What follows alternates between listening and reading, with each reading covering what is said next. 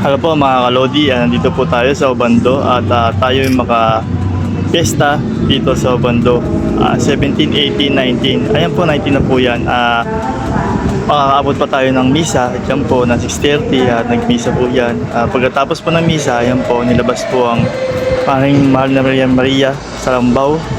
Ayan po, at para at tayo magsayawan at magpesta dyan sa Obando.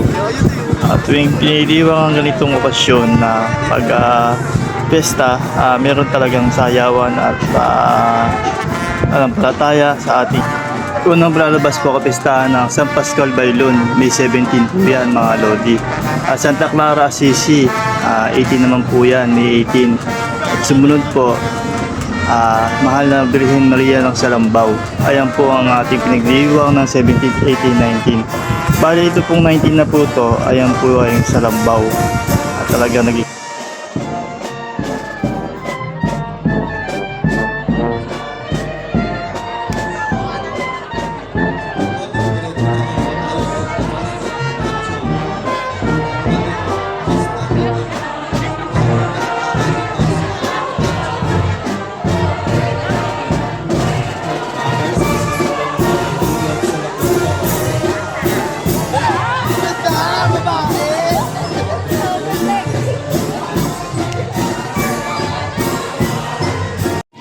ayan po, nag-video po tayo dyan na medyo malayo na po ang mapin nila. Ayan po, nakita natin ang ating mga kaibigan at mga pinsan at ating kamag-anak na family Diaz.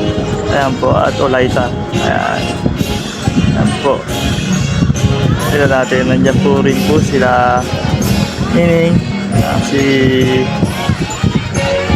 si Ate Angga, nandyan din po, si Joy, and then talagang taon-taon na talagang inalo nila yung aming sayawan sa Obando.